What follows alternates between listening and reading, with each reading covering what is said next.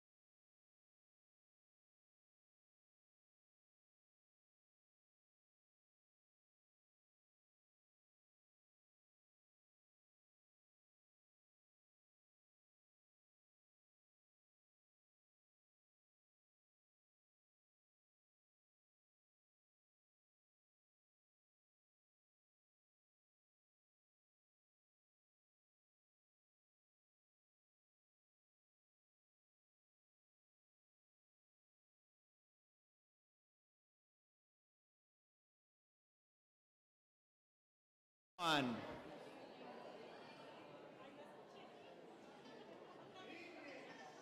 Good evening, everyone. Buenas tardes, good evening.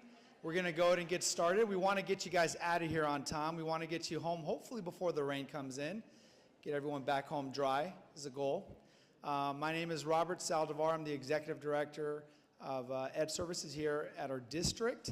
We're going to introduce a few people in a second here, but we want to go through some housekeeping items as people are still finding their seats. Restrooms, if you go directly straight back, the first hall to your right, okay, and then as you're walking down that hall, it's the first hall to your left. Okay, that's where our restrooms are at.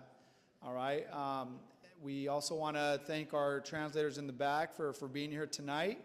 If you need any device to help with the translation, please head to the back. Or if you're having any issues with your device, please head straight to the back, okay? We also want to thank our transportation department for helping with transportation for our students and families. Round of applause for them as well. Thank you for doing that. Right. And then all of our support staff, that's a part of the logistical planning, from organizing, the registration, the emails that go out, the taco, the food, our taco folks, to here, to audiovisual, to live stream with Mr. Bautista over here. It's a lot of people that work behind the scenes to ensure that this comes to fruition and that hopefully it's a successful night. So a round of applause to everyone involved in that. All right. So we're going to do a quick who's in the room. So we definitely want to acknowledge some of our distinguished guests before we get started here. So if I could have everyone's attention, and if you haven't taken a seat yet, please feel free. There are quite a few seats up here in the front for us to take a seat, right? If you can hear me, clap once. If you can hear me, clap twice. And if you didn't clap, you're not hearing me. All right. So let's acknowledge some of our distinguished guests. We have some board members that are in the room, our own board members. We have trustee and president, Mr. Brian O'Neill, right on cue. I saw trustee, Mr. Ron Hoshi. Where did you go? There you are. And trustee, Ms. Jessica Guerrero. I know you're in the room. There you are. All right. Thank you for being here. We appreciate you. We also have some board members from some of our surrounding districts, so we want to make sure we acknowledge them for being here as well. We have trustee and board president for AESD, Mr. Juan Alvarez. All right. Trustee also for AESD, Mr. Ryan Reles. I just lost. All right. And do we have anyone else from AESD? I'm losing. It's going in and out. You got it? Okay. All right. And we have trustee from FJUHSD, Fulton Joint, Lauren Klatzker. You here? There you are. I knew I saw you. All right. Okay.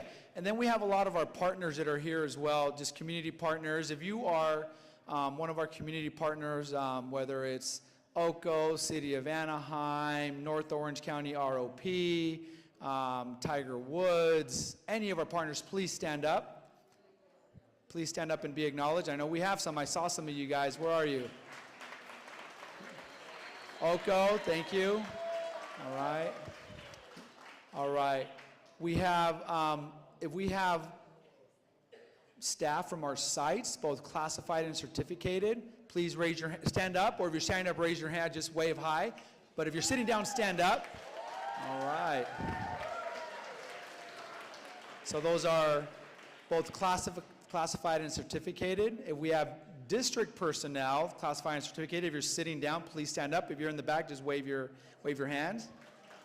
All right. Awesome. Thank you for being here. I'm not that good at giving instructions because I see some people waving that are supposed to be standing up and others that are supposed to be waving that are, I don't know. I'm going to try to do a better job. Okay.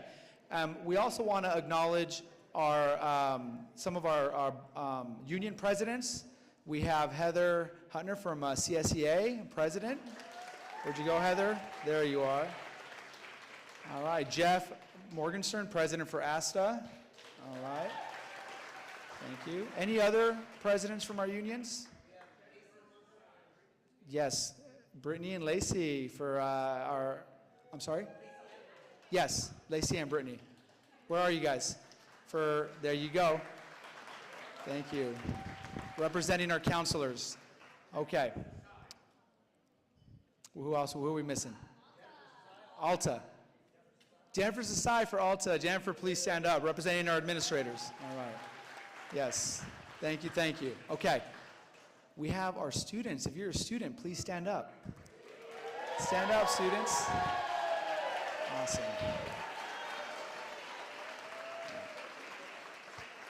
As we were walking around, we were talking to some of the students, and their town is what schools they're coming from. They're all over the district. Oxford, Cypress, Sycamore, Berkers, Savannah, Anaheim, all over the place. So thank you guys for being here. Western, we appreciate it. Okay? And then what about our parents and guardians and family members? Please stand up. Párense, por favor. Awesome. Okay. So, you know, it's not easy to take time out of your day to be here, especially on a night where it's cold and we've got rain in the forecast, so we definitely appreciate you all being here. With that said, we want to move us along. So what I'm going to do right now is I'd like to introduce our Assistant Soup of Educational Services, Dr. Freed, to do a formal welcome. Thank you, Robert. Well, good evening. Buenas noches. It is great to be with you tonight. I'm so grateful for you, all of you, for being here tonight. I know the weather wasn't necessarily cooperating today, but I am grateful, as is our team, for you being here. You know, as a district who prides itself on being a community school district, right, and the great work that we've been able to do collectively, I can't think of a better experience or better process that exemplifies what it means to be a community school. Bringing all of our community partners together for our LCAP to really go deeper into the needs and the assets of our district, and then to collectively work together through collaborative leadership, one of the pillars in our community school approach, right, to help prioritize for our board recommendations in terms of how to better support our students and our families and our community. So I am so honored to have all of you here. And by the way, I know we have, Robert went over all the different groups, but I do want to give a specific shout out, because I don't know if you guys know, this week is National School Counselor Appreciation Week. So I do think we need to take a moment to acknowledge our counselors on their special week. So thank you, counselors. I know you're in here. You are all incredible folks, all of your roles, but I know this week is dedicated to the great work that they do, so I want to make sure to honor them. But as you're engaging in this work over the next, 6 sessions or 5 sessions that we have, I want to invite and encourage you to really listen to each other throughout this process. All of you are coming with incredible ideas and thoughts on how to best support our students, our families, and our schools, and that the idea to work together and really listen to one another is going to be important as we come up with the ideas and the priorities that we bring to our board. So again, on behalf of our superintendent, who unfortunately could not be here, and of course on behalf of our amazing board who supports all of you in the work that you do, thank you for being here and being a part of this LCAP process. I hope you have a great evening, and I look forward to the great work that we accomplish together. Thank you, Dr. Freed. All right. Okay. So what's the purpose of tonight? So tonight, our purpose is to begin telling our story, right? A lot of you have been a part of the story for many years, whether you've worked in the district, you've been a student in our district, and this is your 2nd, 3rd, 4th, 5th, 6th year, depending what grade you're in. Staff who've been working for quite a while. Some of you have grown up in our district, went to our schools, and now are parents of our district or staff members or both. So, and some of you, it's going to be the first time you hear our story. So I think one of the advantages that we get in a day like today is to really begin to provide context to the LCAP, tell our story, and set the stage for what's to come. It's also an opportunity to understand our local control and accountability plan, which we will refer to as the LCAP for short, okay? So hopefully by the end of the night, we've done a decent job of both of these, all right? We have a social contract that we've been using from year to year. These are universal norms. Typically we get input from our steering committee on the social contract. This is a social contract that you will ground yourselves in, not only for tonight, but also for our upcoming focus group meetings. Those begin a little bit later this month. And when you're in a smaller group setting, having conversations around the data, dialogue, and reflection around what you're seeing and what you believe might be some priorities and recommendations, we want to ground ourselves in these universal norms. So take about 30 seconds just to maybe scan through them and maybe pick one to ground yourself in for tonight's meeting.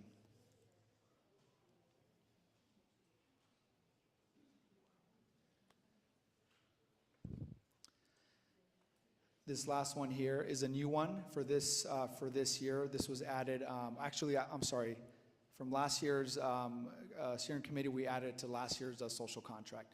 So they're not set in stone. They could change with time as we continue to hear feedback and input from the folks that are involved in the planning phases, okay?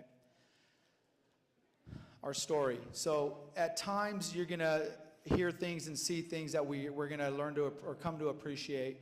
At times, whether it's tonight or in the upcoming meetings, there might be moments we're going back to our contract. There's maybe going to be some uncomfortable data that we look at, maybe some dialogue where maybe there's some differences that we are discussing with people across the table from us. You know, but at the end of the day, it's our story. Just like a family, every family has a story. Every human being has a story. There's ups and downs, there's trials and tribulations, there's adversities, there's perseverance. It's the same for us as a family, a much larger family.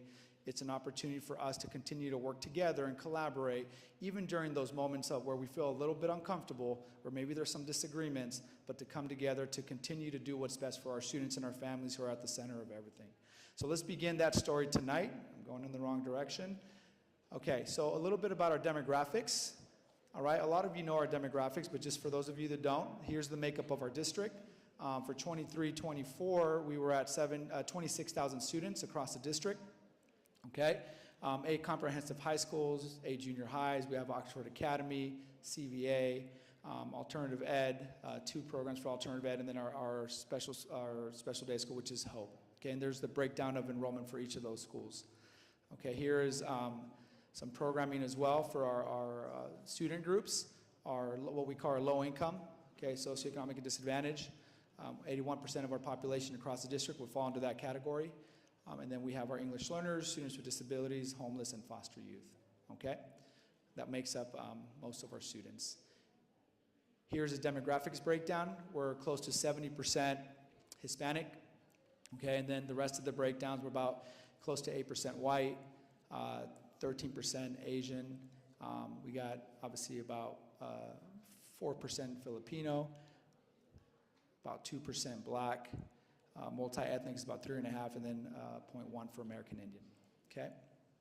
It's important to know this because, again, you know, we want to know who's in our schools, who are we serving, the makeup of our district. As we're going to start diving into the data a little bit today. We're just going to give you a small window of some data, but really in the coming meetings, you're really going to do a deep dive into some of our data that's obviously about our students and how to best serve our students.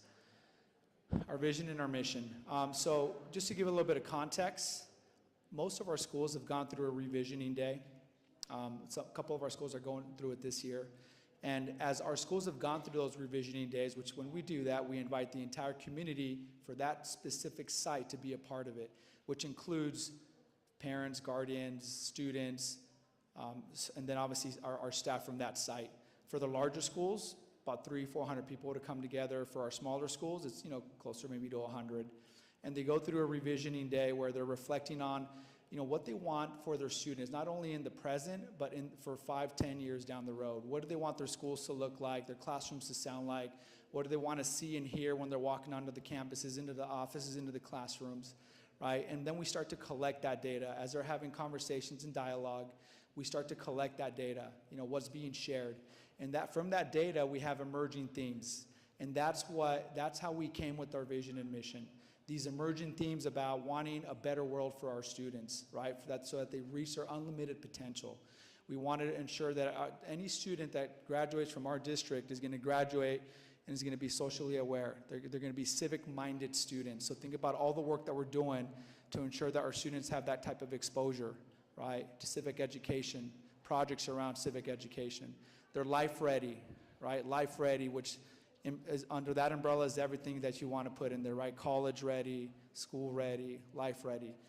Think about the skills, right? The skills that you will need to be able to fulfill that vision and mission, okay? Again, the emerging themes from schools across the district when they did their revisioning was the focus on the 5 C's, which are our soft skills, right? To ensure that education works for our students and not the other way around. To ensure that we are in an asset-based instructional approach, right? So focusing on not just needs, but also the strengths, right? Moving that needle towards equity and justice. So when we think about some of our student groups, right, how do we continue to move that needle towards equity and justice? How do we close that gap, all right? And we believe that our vision, mission, and core values are delivered primarily through instruction. You're gonna hear a lot about the importance of in the classroom, because that's where it starts, right, in the classroom. Starts at home with the family, but when they come to us, it's in the classroom, right? Systems, not silos, right? We believe in making sure that we're supporting across the district, and there's systems to do that, all right?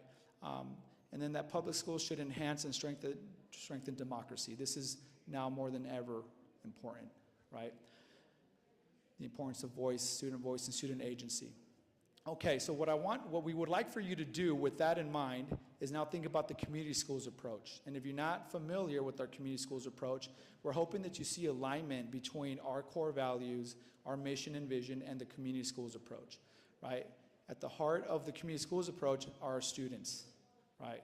And then we see a little bit of the language around community schools, which there's a ton of language, but some things to focus on is that we're a community where students and families are connected and work together. This represents that. Hopefully your school experience for our students that we're talking to You're seeing a lot of that in your classrooms and back at your schools, right? Working together with your peers, your staff, right? To ensure that opportunities address the needs of the whole child, right? So that all students can thrive and realize their unlimited potential. There's that word again, unlimited you. Whole child, what is whole child? Again, if it's not familiar to you, here's a quick little summary. But hopefully you see alignment to our community schools approach, to our vision, to our values, to our core values, our vision, and our mission. I'm just going to point out some key words, right? Well-rounded individuals, okay? Equipped with with a solid education and important life skills. What are those skills? Equipped with important life skills. How do we define those skills? Are those our 5 C's? Is it student voice? Is it the technical skills? Okay, to help them reach their full potential. We understand that through the whole child approach, students are coming to our schools and have access to a safe, welcoming, and engaging learning environment. That's our job at each site, in each classroom, in each office, to be able to do this, right? Okay. Take a second to look at this picture. How many of you guys are thinking, oh, that reminds me of my educational experience? Well, maybe not this one. That's from way back. Maybe this one with a little bit of color. Okay, a little bit of color. Okay, right? Like this brings back memories for a lot of us. We would go from one class to another, and every single class was set up this way, right? There was a heavy emphasis on the technical skills. Okay, heavy emphasis on the technical skills. Right? There was typically not much room for student talk, right? For student engagement, collaboration, engaging in project-based learning. It was very different back in the days, right? So does this represent what we're trying to do as a district? Would this type of environment help us accomplish our vision, mission, core values, our community schools approach, our whole child approach? Are we going to get this sometimes? Yes. Sometimes there's room for this, right? We need a 10, 15-minute lecture. We need some context, right? But what we would like to move towards is what our framework is helping us do. So when you think about our vision, our mission, and our core values, the question is, how are we going to do that? So then we, a few years ago, as a district, right, made a decision that the only way we're going to do that is if we change the traditional way of doing school. If we can't continue to do this most of the time, right? So we have to change our framework, where it's heavy on the technical skills to one that's more balanced. There's a focus on 21st century skills, a focus on youth voice and purpose, and you also have the technical skills, which are also important. But there's a nice balance of the three, right? So this is what we call our framework, our CPSF framework, our Career Preparedness Systems Framework. So we ground ourselves in our framework to help when we're in the classroom, engaging our students so that they have exposure, so that when they graduate and leave us, they are life ready, they are college ready, they're equipped with those skills that are mentioned in our vision and mission and community schools approach, right, and our core values. So hopefully, students, we're seeing more of this, okay? That's part of our story as we evolve, right? Think about things that have evolved over the course of time. Technology, how much that has evolved. Cars, right? Internet, AI now. Schools need to evolve with times as well, right?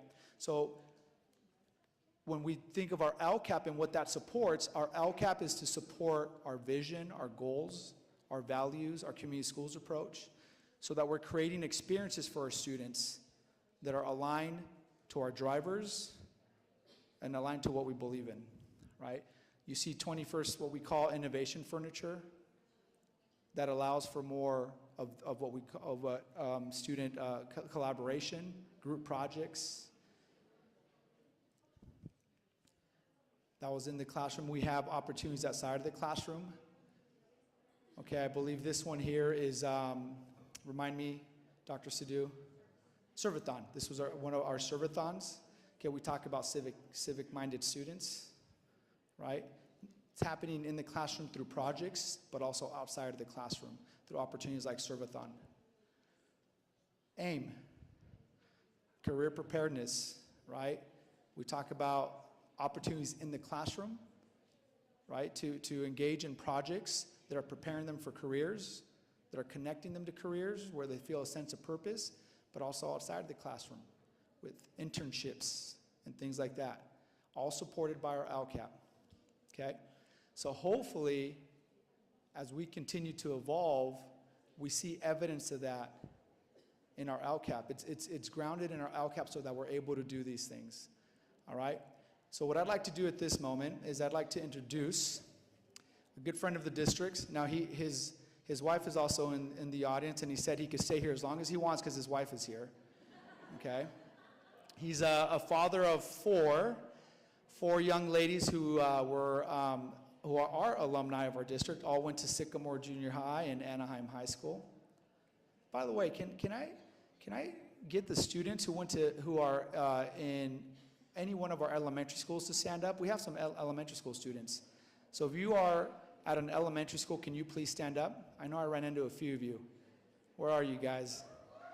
All right, there's two there. I know we got some more. Elementary school?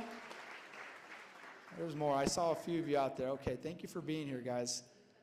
Father of four, all graduated from Anaheim, all now, one graduated from UCLA and three currently in college.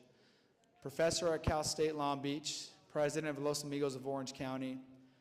His wife is an administrator in our district, principal at Western High School, all right, Lorena Moreno, and a good friend of the district's. And he'll tell you that he loves the Dodgers, but he's starting to love the Angels too. And that's Dr. Jose Moreno. Round of applause.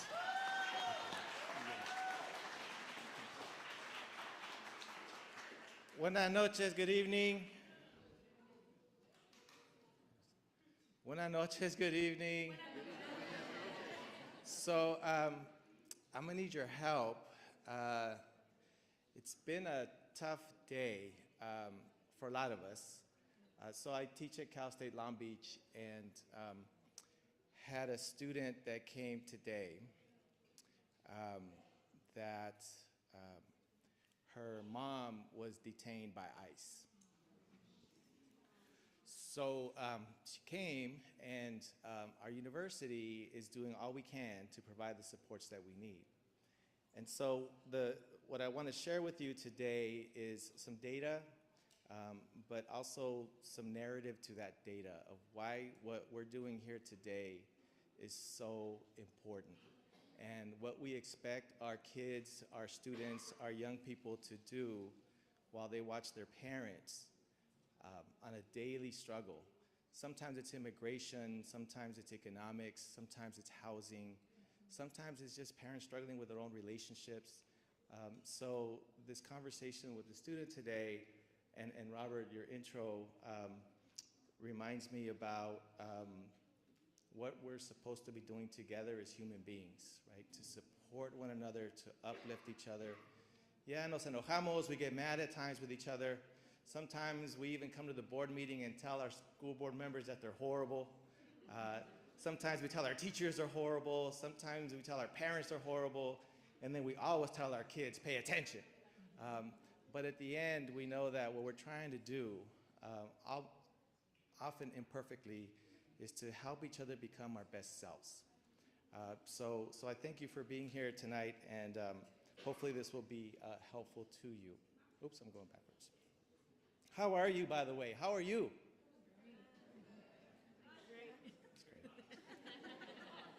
You're supposed to be picking me up. Okay, how am I doing here? The other way, okay. So our purpose, building together. So purpose, I show this, some of you often see me talk, and I always show my parents. Those are my parents back in 1974. The only formal picture my family ever took at Sears. And so all of the stuff you see there is my mom made it. She was a seamstress in a fabrica with 300 women. We were undocumented and went through an entire process as a family that we see so many families going through today. So I always show this to, one, ground myself, but to not be so nervous, because when your mom's watching you, you kind of stop being nervous after a while, because it's comfort, it's home. That's my sister Jessica, the oldest, and my brother Tito. Is this Tito, and then Juan, and then myself. And also, as some of you know, the haircuts are also unique. My mom was also a barber, as you could tell. So my parents were able to migrate here and then had some level of success because of the kindness of strangers. When we went through deportation process, my mom's fabrica was raided, and she was caught by immigration. For whatever reason, she begged and begged the immigration officer to just let her go home, and then that she would then go to report herself to immigration 30 days later. So they did. She begged, I have children, por favor, déjenme ir con mis hijos, with my children. As children, we, being undocumented, living in a one-bedroom apartment, and then we rented a home, we always had to keep our curtains closed. We had to stay very quiet. We could not share with people who we were, what we were doing. And my parents were told by their compadres, Inglés, Inglés, Inglés, English, English, English. So my English is good. I don't know if you think it's good, but my English is good because I was afraid of immigration. It's kind of funny, I guess. Not because, I had great teachers. Thank you, Ryan Rellis. I'm here, everybody. Because if you don't laugh, you cry. Because we go through these processes as children and parents, and I can't even imagine the pain of my parents and the fear of what happens if they get taken. So when my mom was detained by immigration, the officers brought her home in handcuffs, gave her her order, and we were fortunate to find this community center that offered pro bono legal assistance to immigrant families. And so we found that. They petitioned for us to stay. The doctors, who my mom was actually ill, which is why we were here, they allowed her to make her payments later because if she didn't get the treatment she needed, it could have cost her her life. And so the kindness of people and systems is what ended up playing out for us. So I was born in Guasave, Sinaloa, Mexico. Y'all know where Sinaloa is? I know Brian O'Neill knows where Sinaloa is. Do the rest of you. Second state down from Arizona. So hecho en Guasave, assemblado, made in Mexico, assembled in the US in Oxnard, California. So migrated there when I was 4 years old. And in 1986, through the pen of Ronald Reagan, Immigration Reform and Control Act, we were legalized. And I share this with you because of the context we're in today, where he said in his signing statement, the legalization provisions in this act will go far to improve the lives of a class of individuals who now must hide in the shadows without access to many of the benefits of a free and open society. Very soon, many of these men and women will be able to step into the sunlight, and ultimately, if they choose, they may become Americans. That was our president then, Republican, saying that. And we fast forward to today, we don't quite see that. So through that, we were able to pursue our education. So I want to ask you with each other for a moment, what is the purpose of college? A lot of us talk about the importance of college. And so I asked my students this, why are you here? Why are you in college? What made you come? So with your neighbors, have you met your neighbors? With your neighbors, take a quick moment. What is the purpose of college? Take a moment.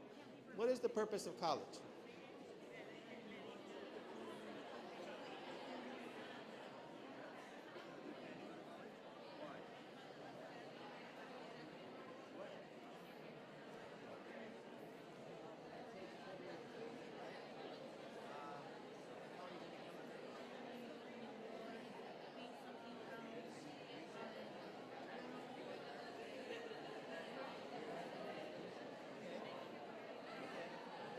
Different ways you can become a nurse. You can go to a community college. What is the purpose of college? ¿Mande? La meta del colegio. Pues formar profesionales exitosos, ¿no? ¿De éxito profesional? Okay. de lo que voy a hablar ahorita, que esa es una meta, pero hay otras. Beneficios, hay que decir.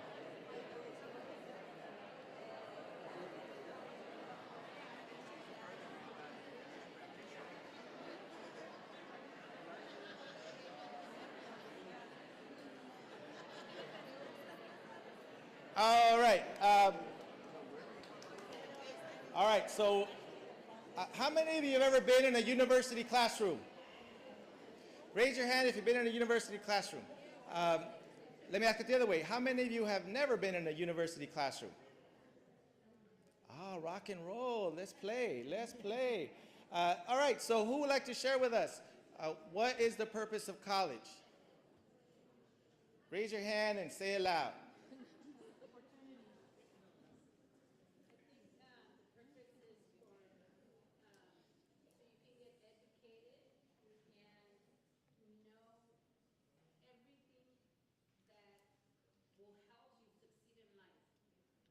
Okay, I thought that was 7th grade. Okay, so to get educated and know what you need to be successful in life. Someone else on this side.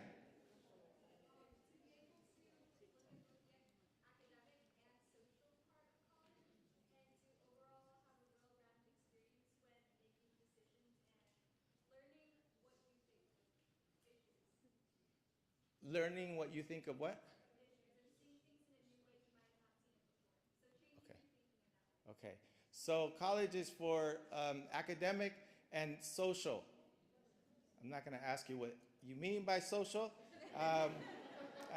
but academic and social, and to learn about other ways and develop yourself. Okay. One more. Yes. Prepare yourself for the real world. Okay, so, question. Is the purpose of education to prepare you for the world as it is or the world as it should be? That's a huge debate for those of us who are helping prepare teachers, administrators, who do research on theories about education, is should schools prepare you for the way it is or the way it should be? Right? Or for both. And what might that look like? So keep that in mind as we keep thinking, as you keep thinking about the LCAP, right? As we're thinking about what is needed in our schools, is what's needed in our schools to deal or work with or engage with our students, our faculty, our staff, our parents, our community, to help them deal with the world as it is, or to create the world as it should be. And very often, the way we think about the way the world as it should be is we think about our own children's world to help them with their world, not often thinking that their world is shaped by students and families and neighborhoods around them. So the work of LCAP, which is why it's incredible that y'all here and that you're willing to give your time, is to not just look after your own child, but to look after all of our children. Not only to look after your teacher, but all of our teachers. Not only after your staff, but all of our staff. Does that make sense? Not only for your school board member, but for all of our school board members. Pobrecitos los school board members. We just yell at them a lot. So the benefits of college, it's a big debate that's happening about why should people go to college. And I gotta tell you, we're really worried about this conversation. People are beginning to ask, why is college worth it? It costs so much money. They always look, todos tirados, they always look poor, they always look stressed. Pobrecita mija, she can't sleep at night. She's up till 2 in the morning with essays and exams, and then the cost. So folks are beginning to say to other folks, you know, college really may not be worth it. And the folks that we're hearing it the most are billionaires, are millionaires, are people who themselves are pushing their kids to go to college and to the really expensive colleges. But they're telling the rest of us, college is not as important, right? And I'm not suggesting that if you don't go to college, you haven't succeeded. I'm just suggesting that we really struggle to get our students from different communities to even think about college. So it's a huge lift that we're trying to make to have people say it's not worth it. It is absolutely worth it. And here's just some quick points of what research has shown, what policy people are saying, business people are saying, is these are the benefits of a college education. It's economic, it's professional, it allows you social. Haley, you said social. Network, you meet other people. You meet other people that then themselves, they become people in business, they become principals, they become school board members, they become engineers. So you start to surround yourself with a circle of people who are also engaging in improving their lives and the lives of others. So it's a networks. It's personal benefits that you get. You get to grow as a person. It's familial. Your whole family gets uplifted by you pursuing your education. It's familial and it's collective. We all benefit when someone gets an education, not just economically, but we all benefit because folks who have been exposed to work and learn with other people that maybe are not like them, they end up seeing the world in a more empathetic way. Does that make sense? So those are all the benefits that we see. And I'll just focus on the economic because a lot of the ways that we try to emphasize and encourage our kids to go to college is money. Bottom line, mijo, you're gonna buy me my vacation house in, right? You're gonna help me move to Laguna Beach when you graduate as an engineer. And it's absolutely true. And that's why when folks say, well, is college worth it? It may not pay off right away, but when you look at this is just weekly earnings. So the blue side is if you have if you stop at in high school, you make about, on average, adults in the United States who get a high school degree, who stop at high school, make about $900 a week. Some people make a lot more, some people make a lot less. So that's the average, right? For folks who get some college but don't finish college, they make about $992 a week. Folks who go to Fullerton College, Cypress College, get their associate degree and stop there, make about $1,058 a week, about $4,000 a month. Baccalaureate degree, and this is of adults, 25 and over in the United States who have a college degree, they make $1,500 a week, which is what, 6,000 math majors, 6,000 a month? A huge economic difference to do that. Now, do some folks make more who don't go to college? Yes. But on average, when you take all of it together, college pays. It pays. You may not get the job you want right away. You may end up working in and out when you graduate college. But once the economy picks back up, you have been prepared to go into that upper economic strata. And a lot of people don't often understand that part. The other part is the green is the unemployment. You're much less likely to be unemployed. You'll have a job. Where folks who stop at high school or don't finish high school struggle often twice as much to find a job. Does that make sense? So there's a huge economic benefit to the work of college. Now for the work today with Lcap, Mr. Saldivar is gonna ask y'all and beg you, I think, be hard on the district. Think hard through the data. We're doing good things, but we're also maybe struggling in some areas. Push us on that. Pero también let's recognize the good things that are happening. And as James Baldwin said, not everything that is faced can be changed, but nothing can be changed until it's faced. You have to take it on. Otherwise, it won't change. And if we expect everything to change just because we started saying something, we can't give up. Because to say nothing is not an option. And right now, during these political times we're in, a lot of folks are saying, maybe we shouldn't say anything. Our own city of Anaheim is kind of saying, well, maybe we shouldn't say anything. We're saying, well, then nothing's going to change. Our school district has said, we're going to say something. Our elementary district said, we're going to say something. All our schools are saying, we're going to say something. Our families need us to say something. Is it cool that our schools are saying something?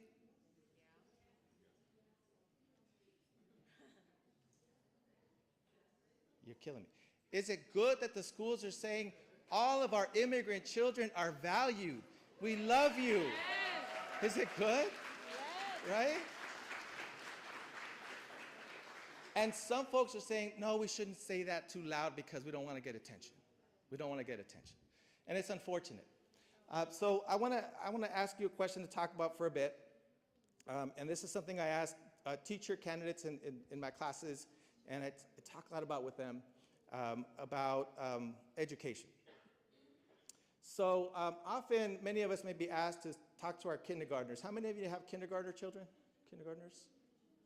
Y'all remember kindergarten? No, it's a blur, right?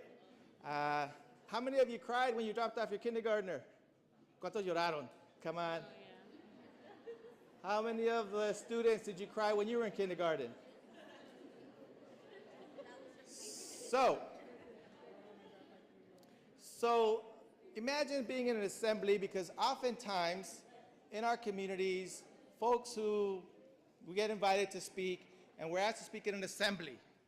And so you're asked, Jose, can you just get our kindergartners excited about college, motivate them, inspire them? So you go up and you say, see, Seth, whether you could do it, and you give a story, and I also spoke Spanish, and I learned English, and they called me mojado too, and blah, blah, blah, and then I ended up doing this, and I was Raiders, and then they get excited. And then I went to Dodger Stadium, they get more excited. And then I went to Angels, they're like, oh, pobrecito. And then you close it off, because you know what, kids? You gotta focus. Kindergarten, it starts right here, right now. Ama, pa, it starts right here. If you work hard, mijitos, if you work hard, you can all make it to college and become successful professionals. And then you start the clap. Sí se puede. Sí se puede. Sí se puede. Thank you, ASB. Sí se puede. Sí se, and everybody's excited. Sí, even the moms are going crazy. Sí se puede. You hear that, chiquillo? Se puede. And then I ask you this. Would I be lying to these students?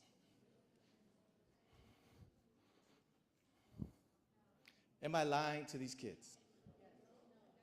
Now, I'm Catholic, so if you tell me I'm lying, I'll ask for forgiveness on Sunday. So don't worry about my ego.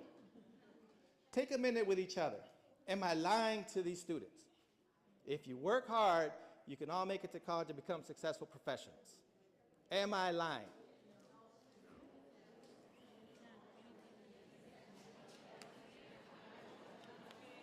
Yeah.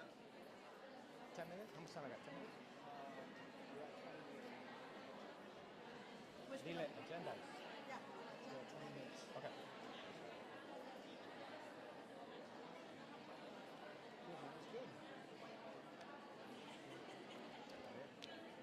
We scan the room, we do have no doctor hats, just go and we have one angel hat.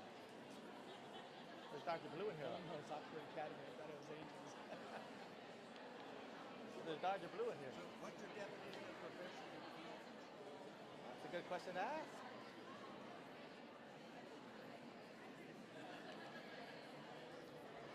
My student, when we, A plumber? in class, A plumber, a professional. He's a blue-collar professional, making more than white-collar professionals. And, until he hurts his back.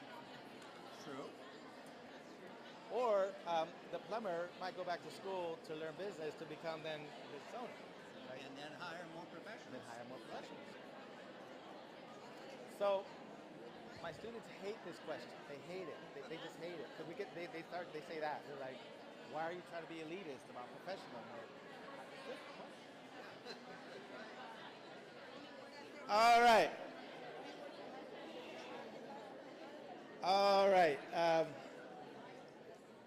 So raise your hand if I'm lying to these kids.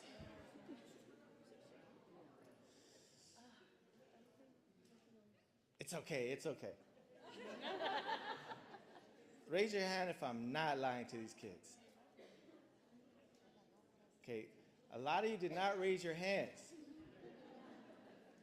It's a yes or no. Am I lying or am I not lying? And be careful, mom and dad. Your kids are here watching you. Now they're like, you can't be messing around with it to lie or not. Somebody said you're lying to yourself. Who, me? Tell us. Who said that? Heather. It's not lying if you believe it. Wow, it's not lying if you believe it. What's the What's the definition of a professional?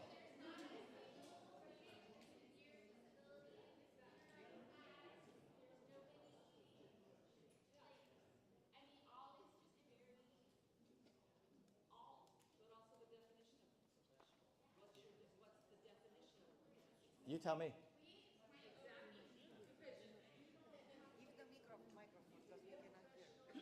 Yeah.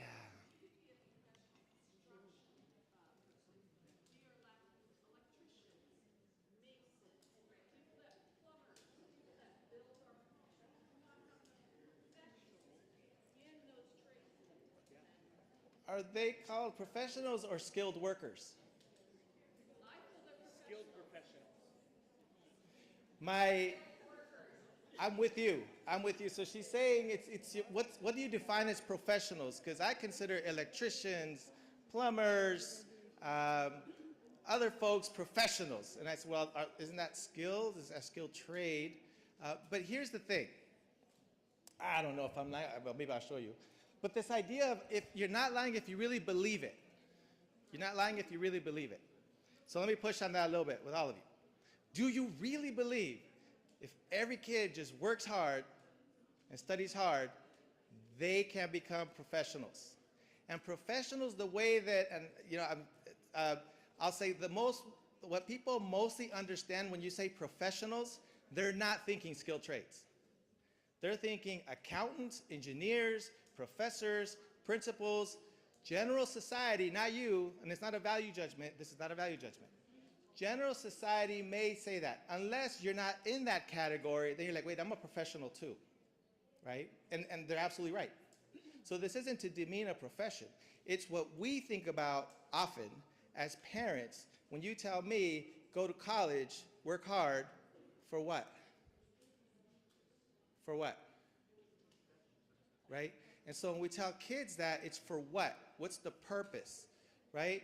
So am I lying? Am I not lying? Well, what's hard about that is, as I'll share with you, and I got a few minutes, some data that makes it really tough to believe that this is true. It makes it really, really tough. That's why I asked you to look at James Baldwin. We gotta face it. Because the only way we change it is by facing it, right? We have to confront whether the response of if I'm lying to these kids depends on where they live. Does it depend on whether their own parents went to college? Does it depend on their economic level? Does it depend on their cultural linguistic background? Does it depend on their immigration status? Does it depend on whether they have a learning challenge or neurodiverse? Does it depend? So am I lying? Well, no, it depends. It depends. If I'm talking to kindergartners in Laguna Beach, Newport Beach, you ain't lying. If you're talking to kids at Price Elementary where my daughters went, you might be lying. It depends, and it hurts.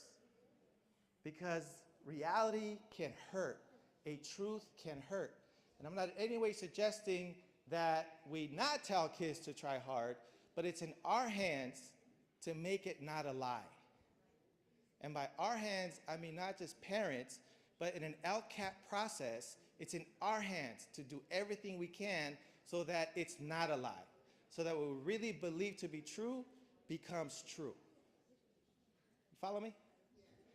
So I'm going to try to go a little quick through this. And so when you ask and we look at data, we got to always ask, or when someone, data is also what the district calls street data. When someone says how something is, we got to ask them, how do you know? How do you know?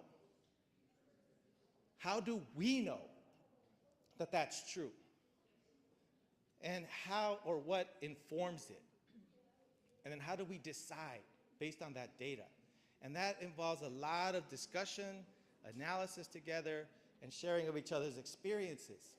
So here's why it's a struggle to say to some kids, si se puede. This is adults in the state of California over the age of 25, 2022 data, most recent data. African Americans, I didn't label it. This is African American adults in California. 26% of African American men have a baccalaureate degree. 31% of African American women. This is Asian American, men and women. The majority of Asian American men and women, adults over 25, have a bachelor's degree. This is Latinos. 14% of Latino men and 17% of Latina women have a bachelor's degree. It is the group that is our overall majority, as you saw by the data that Robert presented, and it's the group in California as adults that has the least formal education. It's a crisis. 56% of all public school students in California are Latino kids. If we don't fix this as a society, as a state, we're all going under. All of us will.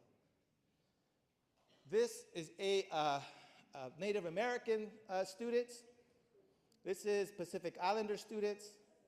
This is multiracial students who have parents from 2 different racial backgrounds or cultural backgrounds, and these are white students. So our majority population has the least college education, and that matters in education. The more education in a family, be it here or from abroad in another country, the more likely you are to succeed. So if you got your college degree in Guatemala, your children are more likely to get a college degree in the United States if they migrate here. Does that make sense? Even if they're Spanish dominant. If you are Asian American, if you're from China or from Korea, and you had your education back there, your children are more likely to, because education is a capital. It matters. So when our children get their education, their children are much likelier to do it. So it interrupts. It makes the lie a truth, so to speak. And it's true across immigration.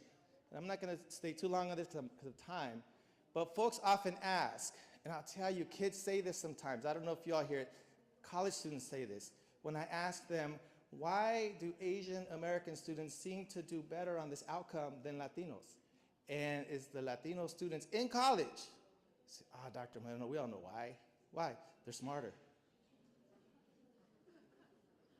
They're smarter. Like, really? They're smarter? And why are they smarter? They just are. They just are. It does 2 things when we do that. It does 2 things, right? We now have stereotyped Asian American students as these genius students. A lot of pressure on that. There is a lot of pressure. And the Latino students stereotype themselves as not being smart enough. When there's factors that really help us understand it. When you look at this, and I'm sorry if it's hard to see some of the, so Latino students, some people say, well, the reason they're so low is because they're immigrant. Well, 22% of US-born Latinos have a college degree. 22% of US-born Latinos have a college degree. If you are not US-born and you're Latino, 6% have a college degree. Asian Americans, Pacific Islanders, US-born, 61% have a college degree. Foreign-born, non-US-born Asians, 58%. It's not necessarily because they're Asian, it's because they have a higher education somewhere else. Same thing holds true for Latinos. Latinos who come and migrate with a college degree, their kids are likely to get a college degree. That's why college really matters. It interrupts the family process. Does that make sense? Is this interesting? Anybody mad yet at me? Good, okay. And then gender matters. When I ask this, this one's really cool when I ask the students this, how come girls are doing better than boys? Oh, everybody knows why that is. I know I probably got 5 minutes, but I'm gonna take the minute. Take a minute, take 30 seconds. Why are girls doing better than boys? This is college attainment. For every racial group, the girls are doing better. For every racial group. I wanna hear what you're gonna say. Take 30 seconds. Why are girls graduating college at a higher rate than the boys?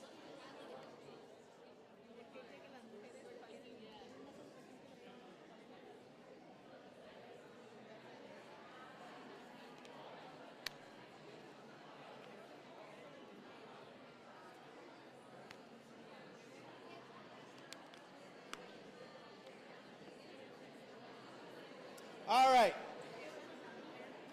Who dares to answer this question? Why are girls doing better than boys? Hold on, everybody. Hold on, everybody.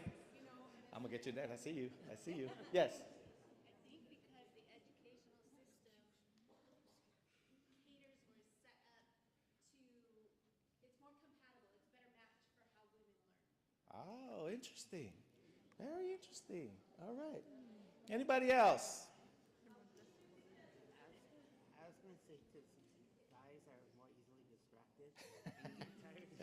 Guys get easily distracted. You say, you know, when Robert Saldivar is starting to get into saying me something, angels, what? Like that? Okay. Somebody else. Sí, díganos, tell us.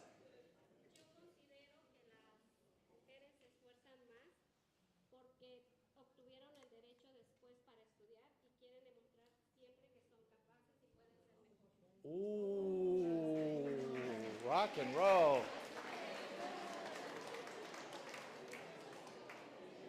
So for you no sabo kids, what she said is because women, girls, got the right and the access to education later in our history, so they're that much more determined to make it happen.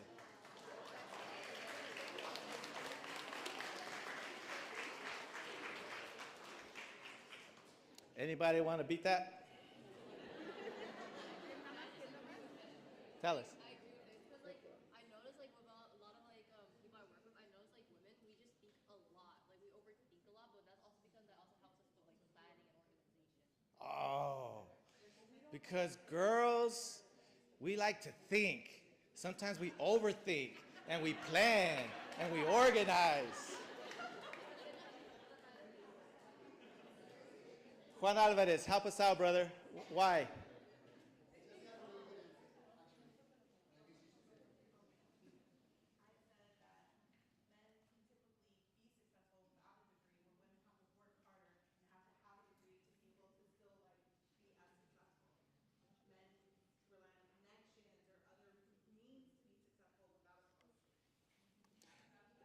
So men believe strongly that they know the directions without a map.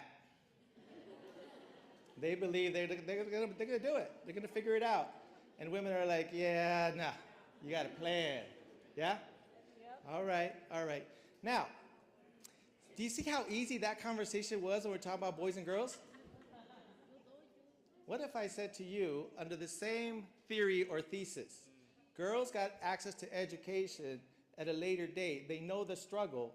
They know what it means to be the need to succeed, given people fought for that. So why are Latinos not doing so well? Why are African American kids not doing as well? There's a history there. They fought for rights. What's happening? We're thinking about. I'm not going to give you an answer. It's just worth thinking about. You can come to my class and talk to our students about it.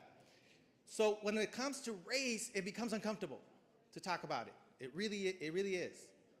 Race forces us to talk about the way we're talking about gender. With gender, we can become a little more comfortable talking about structure, but also culture. Well, we know that. At the end of the day, what students in my classes say, we all know why, profe, girls are smarter. Asians are smarter, girls are smarter, right? Because everything boils down to the way we're nurtured and socialized in education. If you're doing better, you must be smarter. So what happens to our kids when they don't do as well? They don't think they're smart. And they internalize it, and they internalize it. And when you ask them, why did you make it to college? They say, because I worked hard. Are you smart? No, I just worked hard. I just worked hard. You ask upper middle class white children, because these are surveys, they ask them, why did you make it? Because I'm smart. Ask Donald Trump's kids why they made it? Because we're smart. No, they tell you because they're smart. And they put their smarts to work, right? They could be right, could be wrong, but the wealthier you are, the more you actually think you're smarter. And that's why you made it. So, this is why I asked you about gender. In California, out of every 100 ninth graders, and I'll stop here, out of every 100 ninth graders in California, this is the pipeline. Out of those boys and girls, girls being the orange, 90 girls will graduate high school. 84 boys. Going to college, 67 of the girls go to college, 52 of the boys. The gap starts to happen.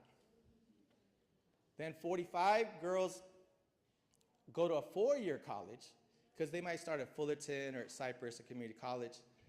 45 actually attend a university, 31 boys, And then 36 girls graduate college and 24 boys graduate college.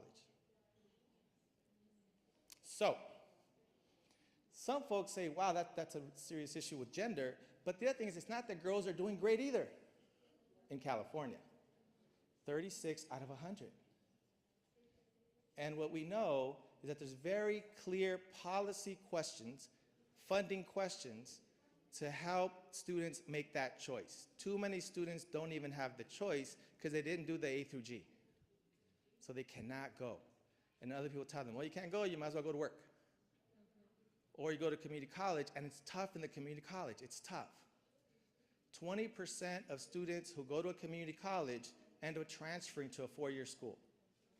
20 out of 100 who go to community college end up transferring to a four-year school. So it's tough at the community college. The pledge, that's why it's so important. The collaborative, so important to help deal with those structures. I'm gonna skip this. So just want to share a little bit of AUHSD data. They're going to share a little bit, but I think this is really important because so many people have worked really hard, including people coming on a Thursday night to eat some tacos and kind of see some data. So graduation rates since the pledge, I should say since the collaborative, the pledge really started 2017, which was a really all-in, all hands on deck, so to think, across our institutions in Orange County. Graduation rates have increased in AUHSD by 7%. 86% graduation rate in 2017, now it's 93%. Is that good? I don't know, I think it's good. It's pretty good. Compared to Orange County, it's 90%, so we were below Orange County back in 2017, now we're above Orange County. Anaheim Union High School District has a higher graduation rate than the average rate in Orange County. Orange County is considered one of the top education counties in the country. So AUHSD, salud, doing pretty good.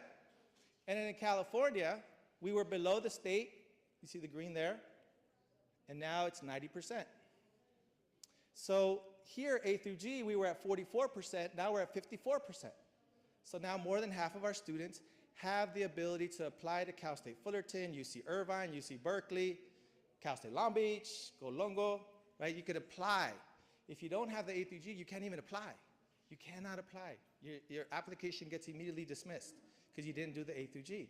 So a 10% rate is huge, it's huge. And look where we are now compared to the county. We're closing the gap with the county, closing the gap with the state, which is really good. And then by school, so I want to show this by school because it's important. The school sites are working really, really hard. And this goes back to the question I asked. Am I lying? It depends on where you live. Anaheim, as a city, is struggling to support its young people. And our schools then have to make up for it. Our schools have to provide mental health support, have to provide community resources, food pantries, sometimes help people find housing, because our city doesn't invest in that. And you can say I'm lying, but I sat there for 6 years.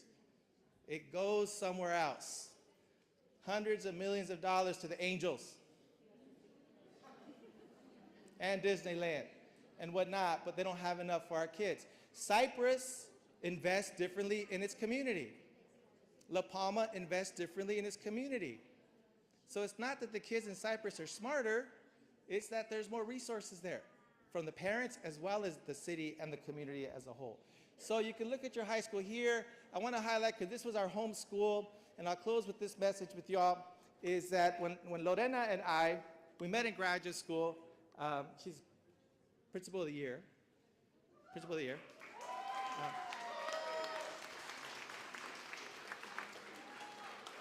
we moved to Anaheim, and we were shocked that there was not a dual language program for kids. So we worked with a lot of families to work on that. But then something interesting happened amongst our families at Price Elementary. They started asking, is there a way we can get our kids to go from the dual immersion program at Price to Oxford? Can we create a pipeline to Oxford? So families thought that was really important. And so they asked us, you'll join us in that, right? We said, no, our girls are going to go to Sycamore. What? People die there. Remember that, Lola? They die there. They get killed. Didn't you hear? What are you talking about? They get killed there. Sycamore? Yeah, well, then that's where we're going to go. That's where we're going to go. So for us, it becomes really important that we don't take ourselves out of the very neighborhoods and communities and schools that are our home schools, and let's work together to build those schools up. Same thing with Anaheim High School. Are your girls going to go to Anaheim? You guys send them to Oxford now, right? No, they're going to go to Anaheim. What? They're going to die there. Look at the A through G rates for Anaheim High School back in 2017. 29%. The teachers, the staff, the leadership, the parents, they all said, because Majewski said, if you don't do it, I'm taking out the cinto. Michelle Majewski said that. I'm taking out the belt. And everybody just dove in and said, we're going to make our school and support our leadership and our teachers to rise. And look where the A through G rates are now at Anaheim High School, 7 years later, 69%. And some people got nervous. Anaheim's getting too much attention. What about Cypress? Well, Cypress did pretty well too.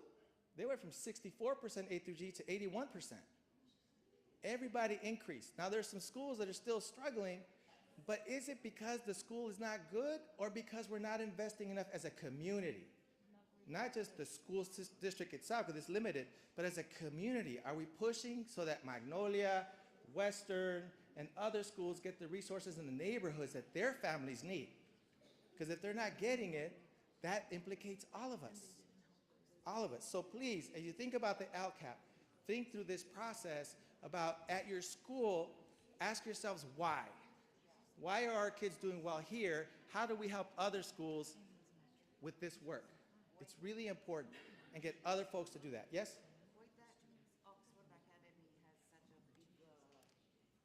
Oxford is a very unique cultural space because there is the only school in Anaheim, you can agree with it or not, where the kids are selected. So it's a very selected group of students, and they earned it. So I'm not saying, anyway, to Oxford, what the heck. They were selected, right? And you gotta perform at a certain level. By the way, that has a lot of implications when you do that. A lot of mental health implications when our kids are constantly pushed, right? So that's one major reason. But look at the schools next door to it, Cypress and others. They're doing better than the Anaheim schools on this. But again, that's not because the staff, the teachers, or the resources of the district. It's how our neighborhoods and our parents choose to invest in it and work with people there. And the LCAP is where it all starts. Thank you all for your, yes? So is the curriculum at Oxford different than the curriculum in other school, right? Ooh, I'm gonna do a workshop on that offline with the district not around. I'm just kidding. No, it is different. It is different in some ways. In some ways, and there's a different way that school was developed, right, than other schools. But folks could talk about that in a much more powerful way. But what we do know is what can we learn from Oxford that we can think about with other schools around curriculum, around expectations, around resources, around the neighborhood, right? Thank you so much for your time and your attention. I hope this was helpful. Please engage in the hard conversations with each other, and we'll see you out on the streets. Thank you. Thank you, thank you. Awesome. Okay, hey, we love the data. This is what we're gonna do for the next couple of months. Just to clarify something, the curriculum at Oxford is not different. It's course access and the way it's set up is a little bit different, okay? Okay, so what's next? This is still you, right? Oh no. Hold on, you had a few. I think I saw like 85 slides on here. So let me get through your other 50 that you sent us. And we'll get there. This might take a few minutes, but we'll get there. Can we? Oh, can you stop on that slide? I'm sorry. Sorry, Robert. Yeah. Go back one. Just really quick, because Adela Cruz, where is she? God bless her soul. This is information about the mental health impact of immigration policies as we're seeing them today, based on data collected over the last 6 years of immigrant children. Depression, anxiety, mental health, suppressing the body is all what is happening to our kids right now. is happening right now, and to our parents. Thank you. So I want a beautiful family, by the way. That's a great picture. We're gonna keep going. I know you sent us like 85 slides. Okay. I know. It's great. Great parents. That's awesome. Oh, wait. Is this where you're at, right? No. Oh, keep going. Dang. Hold on. This. Okay. Where do you want to start? Okay. Which is where? Go back. Okay. All right. So now we have a few minutes. We're gonna get through a few slides here.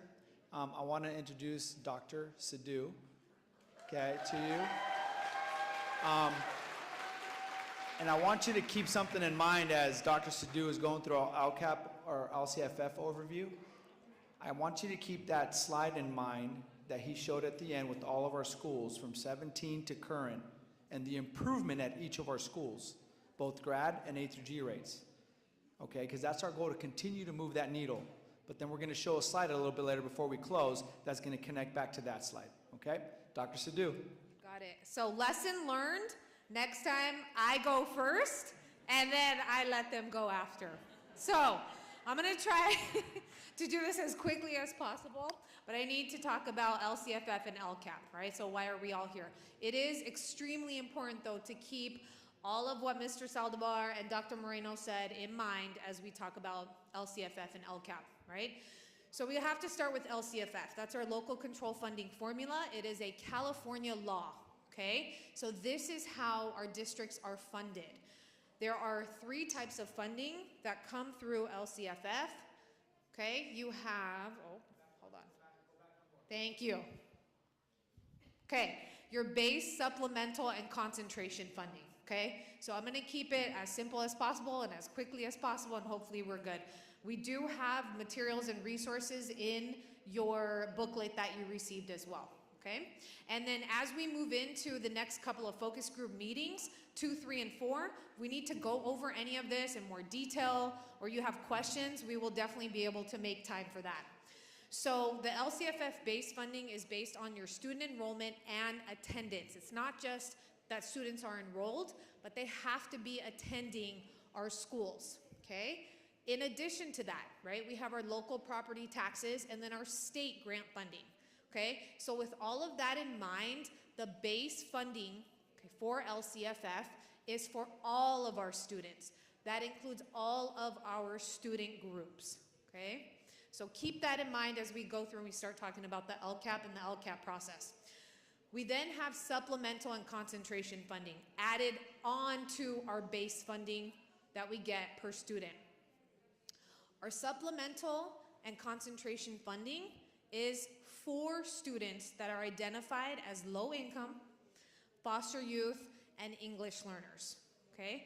So that is why when we start looking at the Lcap, when we are in our focus groups and you start reading through the Lcap, you can see, I saw some of you flipping through the booklet already, you can see that the Lcap goals and the work that we do through this process specifically calls out these student groups, okay? And we're gonna talk about the actions, the services, how are we supporting these students? But keep in mind that the base funding is for all of our students, okay? Then we get to our Lcap. So what is the Lcap, right? That is at the plan. We have to show, if we're receiving this funding, how are we going to spend it? How are we improving student outcomes? Like Dr. Moreno showed you our graduation rate, our A through G rate. What is the plan and how are we going to get there? What improvements have we made over those years? Well, guess what? That's in the Lcap, okay? So it's a 3-year plan that is updated yearly. I get the privilege of writing the Lcap this year, all right? And the next 3 years, hopefully. It encourages it encourages us to tell our story, highlight our accomplishments, right? The whole focus is our students, every single student in AUHSD. So it is important to be critical. It is important to ask challenging, difficult questions. And that's okay. That is part of the Lcap process, okay? The emphasis here is supposed to be on communicating this with you and getting your feedback and your input as we go through this process together. Okay? You all here have to influence, right? And need to influence the LCAP process.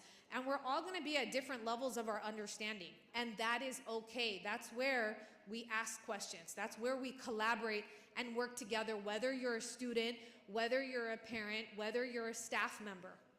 And that is what truly we need to do through the LCAP process to make it real, okay? And then we have goals and progress indicators. We're gonna quickly go through the LCAP goals and then talk about the actions, services, and expenditures, and you are going to see all of that in our LCAP. Okay, you are all very, very important, okay? Whether we completely understand everything about the budget or completely understand all of the programs, the services, regardless of that, we have the power to make a difference and to influence the LCAP. And I firmly believe that, okay? So that's a belief. But it's about building consensus. So we all know ultimately, right, the board, our board, we talked about the board earlier, right? They will approve the LCAP. They approve the LCAP yearly. But it is up to us to give our recommendations to the board, okay? And that is part of this process.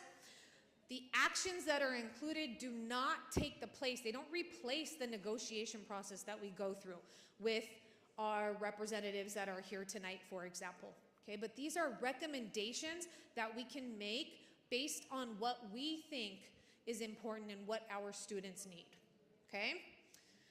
So, we're gonna quickly go through the LCAP goals, the old ones, the new ones. Then we're gonna talk about the 8 state priorities in like 2 minutes. And then I'm gonna have you pick the focus group you wanna be in, so hang on. Okay, we're gonna go super fast. Dr. Freed, I need you to go help me go super fast. Okay, keep me on time here. Okay, here we go, old ones from 3 years ago, from 3 years ago to last year. Okay, those were the old ones. We collected some input from everyone last year. Here are our new ones, okay? Through a whole child approach, all students, base funding is for all students, okay, with specific attention, right? Now here comes our supplemental concentration, our SNC funding, with specific attention to our district students who are low income, foster youth, and EL, will be college, career, and life ready. Okay, going back to our vision, mission, core values, community schools approach, how do we do this? How do we do this? Going back to A through G and grad rates, how do we do this? Okay, this is all going to be shared with you, so you'll be able to see the 3 goals when it's shared with you. And I believe it's also in your booklet. Okay, going back to Dr. Moreno, the importance of college. Okay, 72% of jobs will require more than a high school diploma in 2031. Okay, we need to do this so that our students are ready for this, okay? Okay, we're gonna go a little bit fast. He's already shared this. 86% of our kids are graduating, 43% were achieving A through G. We already went through this, but I want you to see a gap. All students, right, 1920, 52% A through G, 92% graduated. That's a 39% gap. Are we okay with that? Are we okay with that? Are we okay with that? 23-24, 93% graduated, 54% A through G rate, a 38.9% gap. How we, right? Like, we need to do better, right? Okay, here we go. Now let's go down to our student groups. Remember, it was a 38.9% gap. For our English learners, it's a 60% gap, okay? 25% of them who graduate are completing their A through G requirements. 75% cannot apply to Cal States and UCs. And they can go to community colleges, but what's the transfer rate from community colleges to UCs and Cal States? 20%, 80% don't transfer. Now you could do well in a community college. You get some type of industry certification, you can do well. But again, how many of them are going and finishing or actually transferring? We got to think about all those things, right? Students with disabilities, it's a 63% gap. Are we okay with this? I hope not. No, we're not okay. Okay? All right. We've already seen a lot of this. This is actually CSUF data that they give us. We're also improving from 21 to 23. We have more and more kids being admitted. Okay, a lot of good work there. Our transfer rates are pretty good too, from Cypress and Fullerton to the Cal States and the UCs. We're outperforming other schools in other districts. So we're doing well. Our college readiness data, here's our district. We're considered 76% of our students that go to Cal State and UCs are considered ready, right, based on their criteria. How many of you guys are familiar with Placentia Yorba Linda? We're outperforming Placentia Yorba Linda. How many of you guys are familiar with Laguna Beach? We're outperforming Laguna Beach. So yes, we're doing well, but we still have gaps. We still have a lot of work to do, and that's where you guys come in. Okay, we don't have time for this, I'm sorry. We're gonna keep going, right? And that's where we're gonna go. This is 2.5 minutes. Thank you. I got this. Okay, so in a moment, you're going to scan a QR code, and then you're going to select your focus group that you want to be in. The focus groups are based on the 8 state priorities, which again is a requirement in the LCAP. We have to align our goals with our 8 state priorities, okay? These are factors that affect and impact our student outcomes, both in and out of the classroom.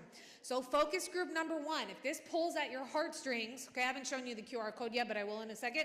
This pulls at your heartstrings. We're talking about basic services for students. This includes the facilities. So you're gonna look at data, right, on our facilities. You're gonna look at data on access to fully credentialed teachers, teacher misassignment. You're gonna look at access to standard aligned material, okay?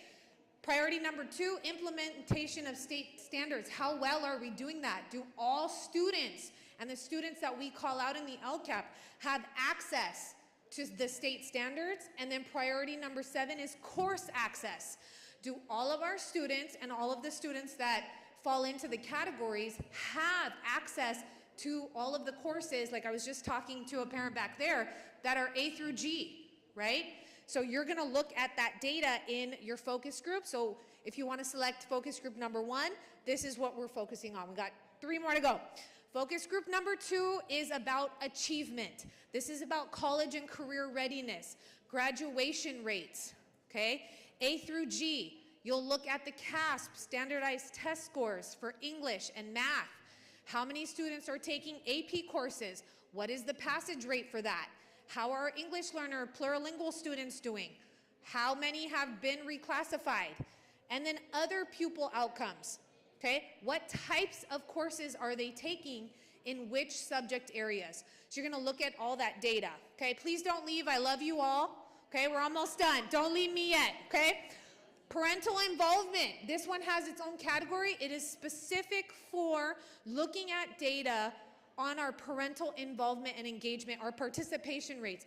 Which parents are participating? Which parents are showing up? How can we make improvements in our communication and our parent engagement? That's focus group number 3. And the last one is focus group number 4, priority 5 and 6. This one has to do with engagement and school climate. So do our students feel connected? Are they showing up? You're gonna look at attendance rates. You're gonna look at suspension rates, okay? You're gonna analyze that data and then give us your outcomes and priorities based on this data right here. What do you think we need to improve on? What are we doing well, and what are your recommendations, okay? I know that was super fast, I apologize. These are, again, the focus groups, okay? 1, 2, 3, 4. Scan that QR code. You're gonna give us some of your information. If you need any assistance, we have helpers, our lovely, amazing helpers, thank you, in the back that can assist. Tried this out a million times, so it better work. Okay. And then we'll get you out of here. Okay, so if for whatever reason you don't get to provide that input in terms of your ranking your focus groups, we will, we're going to share this slide deck. Yes. So it's going to have the QR code, and then we'll put it back up at the end. Okay? Did you give me the clicker? No. They might still need to scan. Okay.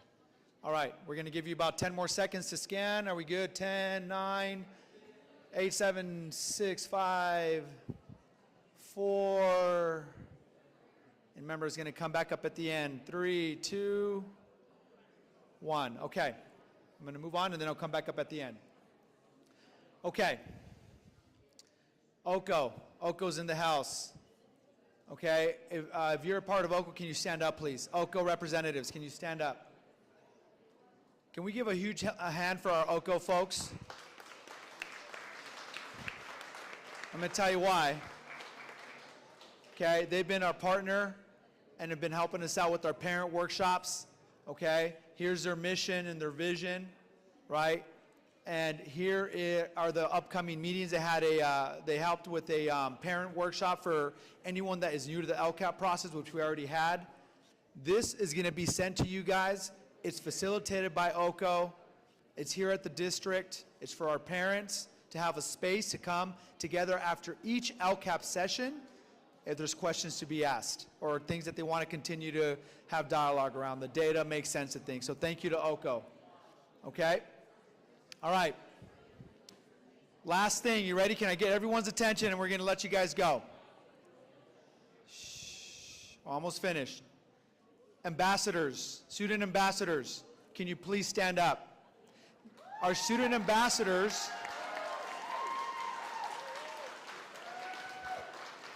I love the fact that we clap for them and we haven't even said why, but yes, keep clapping. Okay, let me tell you why. We have one rep at each of our high schools, one student ambassador. They go through a grueling process. They have to apply, they have to interview, they're selected, they represent their school. They do a lot of things. They help us with events, but one of the things that they did for the LCAP is they recruited a lot of our students. So huge hand to our student ambassadors. Thank you very much.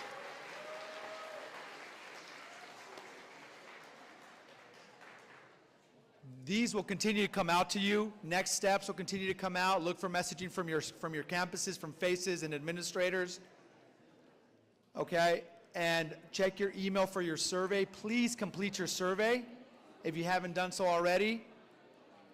Last piece. Okay, remember we went back to that. Let's go back to that slide that Dr. Moreno showed us from each of our sites and the improvement they have made from 17 to last year. Do I have you guys? Who's talking? Who's talking? Thank you. Okay. Every site has improved. Every single site has improved. Huge, huge hand for all of our sites and all the work that they're doing. Our junior highs are working just as hard to prepare students for high school so that when they come to high school, they're ready. And you see the improvement, but then you see the A through G race by subgroup. There's a lot of work to be done. But what we want to do is continue to create spaces that are reflective of our vision, mission, core values, community schools approach, and whole child approach. We're asking you guys to help us with that, okay? With that said, we thank you again for taking the time. We look forward to seeing you over the next 2 months, right? At our LCAP, our next 3 sessions will be by groups. You'll get that information from your group facilitators, and then we'll come together one last time for our 5th and final session as a whole group, and we'll send that out information out as well. You can stay for our launch video. This is really just a culmination of what's going on at all of our schools. Again, have a great night, everyone, and thank you for coming.